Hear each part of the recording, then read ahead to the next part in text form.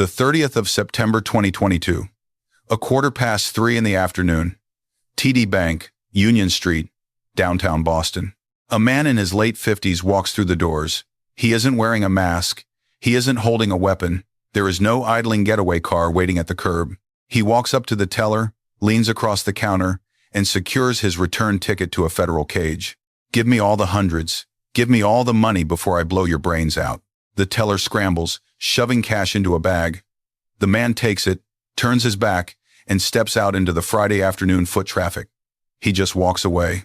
No accomplices, no exit strategy, no plan beyond making it to the next block. The job takes less than 90 seconds. This wasn't an isolated hit. 4 days earlier, he walked into a Citizens Bank inside a Fall River Stop and Shop. The next day, a Santander on Berkeley Street. The day after that, an M&T on Boylston. 4 banks in 5 days.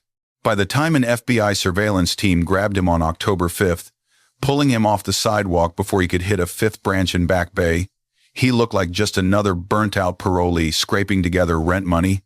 But this old man with the failing knees was about to make his arrest national news. Because this was William Sequeira, and he was the guy who had already convinced the world he was the real Doug MacRay from the movie The Town. Let's go back. New Bedford, Massachusetts, 1962. William Sequeira is born the youngest of 4 in a working-class Portuguese-American family. His father runs a small business installing garage doors. By every account, it is a normal family in a regular mill town. Then, when Sequeira is 8 years old, his father is killed in a car accident. Court documents filed decades later state the boy never recovered. By adolescence, he is drinking whiskey and smoking marijuana every day. At 16, he is doing cocaine. By 17, he commits crimes serious enough to land him in juvenile lockup. By the time he turns 20, the pattern that will define the rest of his life is permanently set. Steal, get caught, go to prison, get out, steal again. The math of his existence is brutal. Out of his first 42 years as an adult, Sequeira spends roughly 37 of them behind bars. That isn't a criminal empire. That is a life sentence served on an installment plan. His biggest federal conviction stems from a bank robbery in Cranston, Rhode Island, in the late 90s. He gets hit with more than 26 years. He doesn't serve the full ticket. In 2015, the Supreme Court guts a clause in the Armed Career Criminal Act. Sequeira's lawyers used the ruling to win him a resentencing to time served. In January 2018, at 55 years old, he walks out of federal prison. He has no money, no trade skills, no job history, and no family waiting for him. What he does have is a survivor's gift for telling a story. He gets a job driving a delivery truck for a produce company in Fall River. He shows up, he pays his taxes. Then, in 2020, he ends up in front of Judge Frank Caprio in Providence Municipal Court over a stack of unpaid traffic tickets. Caprio's courtroom show, Caught in Providence, is an international hit. Tens of millions of viewers tune in for the soft-hearted rulings and human interest stories. Sequeira takes the floor and delivers his own legend. He claims he pulled more than 100 bank robberies. He tells the court he used to keep $500,000 in cash stuffed inside milk cartons in his refrigerator. He says he was the centerpiece of the largest police chase in Rhode Island history. Then he tells Caprio that Ben Affleck's character in the movie The Town, the mastermind bank robber Doug MacRay, was based directly on him. The internet buys it wholesale. The clip explodes. The judge gives him a break on the tickets, and the public gives him a second life. For about 2 years, William Sequeira is Boston Billy, the viral grandpa, the reformed outlaw Hollywood couldn't help but love. But living off the fumes of your own legend doesn't cover the rent. And if you stripped away the sympathetic comments and looked at the actual history of the New England underworld, the script Sequeira was pitching had some massive holes. To understand the lie, you have to look at the truth. You have to look at the 1 square mile of Boston that actually inspired the movie, Charlestown. For most of the late 20th century, this neighborhood of narrow streets and triple-decker houses squeezed onto a peninsula north of downtown was the bank robbery capital of the world. The FBI's Boston field office had to establish a permanent task force just to monitor it. Between 1975 and 1992, there were 49 murders inside that single square mile. 33 of them went unsolved. You didn't talk. You didn't rat. If you did, you became one of the 33.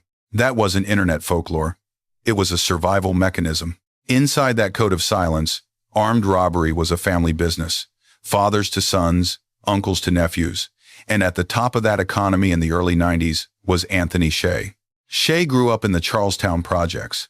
By his late 20s, federal agents considered him one of the most prolific thieves on the East Coast. The press eventually called his outfit the No-Name Crew. 5 core guys: Shea, Patrick McGonigal, Michael O'Halloran, Stephen Burke, and Matthew McDonald. They didn't hit local tellers for spending money. They hit armored cars and bank vaults during business hours. They wore body armor. They carried automatic weapons. They relied on local spotters who memorized the irregular schedules of Brinks and Loomis Fargo trucks. The execution was strictly military. 2-minute entries, pre-cut escape routes, switch cars, and bleach dumped over everything to destroy the forensics. And when things went sideways, they were lethal. On the 25th of August 1994, an armored truck pulled up to a small savings bank in Hudson, New Hampshire. 3 masked gunmen in gray jumpsuits rushed the drop. They didn't empty the truck on the street, they hijacked it. They kidnapped the 2 guards, Ronald Normando and Lawrence Johnson, drove them to a wooded area a mile away, and executed them both. They drove back to Massachusetts with more than $400,000. The No-Name Crew pulled over 100 robberies across New England. They took millions in cash, coin, and bearer bonds. But a crew like that doesn't get taken down by beat cops. They get taken down by science. During a botched job in Londonderry, New Hampshire, Shea cut his hand. He left a blood sample. It sat in evidence until DNA technology caught up. On the 11th of August 1995, FBI agents finally moved on Shea and 2 associates as they geared up to rob a savings bank in Wakefield, Massachusetts. They had ski masks and weapons. Shea still had fresh stitches in his hand. The blood evidence from Londonderry unraveled the entire crew. By 1998, they were all serving federal time. The Charlestown era was effectively over. Years later, a novelist named Chuck Hogan distilled that history, the No-Name Crew, the code, the neighborhood, into a book. Ben Affleck adapted it into The Town. The character of Doug MacRay was a composite of a dozen different Charlestown ghosts. William Sequeira was never one of them. Sequeira was from New Bedford, 60 miles south. He wasn't a Shea or a McDonald. He operated alone. He walked up to counters and handed over verbal threats. The real Charlestown operators used bleach, stolen cars, and deadly force. Sequeira was just a tourist playing dress-up in their mythology. And while the internet was busy clapping for the viral grandpa, his own bleak reality was quietly catching up with him. By the late summer of 2022, the internet had moved on. Views and sympathetic comments don't pay the rent. The viral fame faded, and William Sequeira was left with the cold reality of being a 59-year-old ex-con trying to survive on the outside. He was still driving the produce truck, still renting an apartment in Providence, but the math wasn't working anymore. The paychecks didn't stretch far enough. More importantly, his body was breaking down. His knees were giving out. He was developing diabetes. He needed surgery he couldn't afford. This is the ugly truth about institutionalization. When you spend 37 of your first 42 adult years in federal lockup, you don't build a safety net. You don't have a pension, health insurance, or a nest egg. You just get old. If there ever was $500,000 stuffed inside milk cartons, it wasn't there now. That was just a story. He told a judge to give his ruined life a little bit of shine, to make a string of low-level robberies sound like a Hollywood script instead of a tragedy. The reality was just a tired man with bad knees, sitting in a cheap apartment, watching the bills pile up, realizing he had absolutely no idea how to function in the free world. Freedom is expensive, and Sequeira was broke. The myth fractured under the weight of unpaid rent and a failing body. He had no savings, no medical coverage, and no backup plan. So, he reached for the only trade he had ever actually known. On the 26th of September 2022, at 1:52 inches the afternoon, William Sequeira walked into a Stop and Shop on Rodman Street in Fall River. He approached the Citizens Bank counter inside and delivered the line. "Listen, this is what's going to happen. I have a gun and I'll put it against your forehead." He didn't have a gun. He just had the muscle memory of a ruined life. The teller handed over the cash and Sequeira walked out. The next day, September 27th, at 2:35 inches the afternoon, he took his act to Boston. He walked into a Santander bank on Berkeley Street. "Give me a $100 bill or I'll put a bullet in your head." He walked out with cash. September 28th, 4:1 inch the afternoon, M&T Bank on Boylston Street. "I'm going to put a gun to your head if you don't give me the $100 bills." Cash again. September 30th, 3:15 inches the afternoon, TD Bank on Union Street.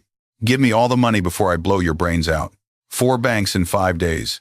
There was no military precision, no pre-cut escape routes, no body armor or stolen plates. He wasn't even driving. The man who claimed to have inspired Hollywood's greatest modern heist movie was taking the commuter rail in and out of Boston. He was walking up to tellers in broad daylight, barefaced, reciting the exact same verbal threat formula every time. By any professional standard, this wasn't a robbery spree.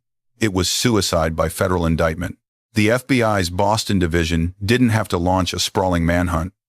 They pulled the surveillance footage, matched his face, and waited. On October 5th, a federal task force got the tip they needed. Sequeira was on a train heading back into the city. Agents set up a perimeter in Back Bay. They watched him walk into a Citizens Bank branch on Boylston Street, approach the counter, and ask for the hundreds. Before he could get far, agents moved in and grabbed him on the sidewalk. He didn't try to run. He was 59 years old, and his knees wouldn't have let him anyway. When they put him in an interrogation room that same afternoon, the folk hero facade dropped completely. He didn't ask for a lawyer. He didn't spin a story about milk cartons full of cash or high-speed chases. He sat down and admitted to all of it. Every bank, every threat, every dollar. He didn't fight the case. He just surrendered.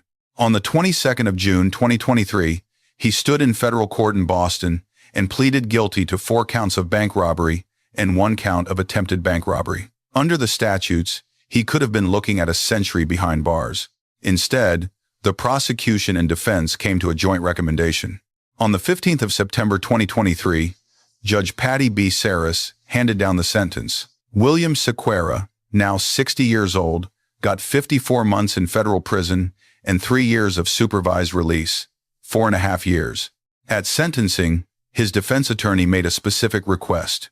They asked that Sequeira be sent to a federal medical facility so the government could manage his failing knees and his diabetes risk. He wasn't a mastermind going down swinging. He was an aging, broken man who needed someone else to pay his medical bills and tell him when to sleep. For a man who had already thrown his entire life away, 4.5 years wasn't a punishment. It was exactly what he was looking for.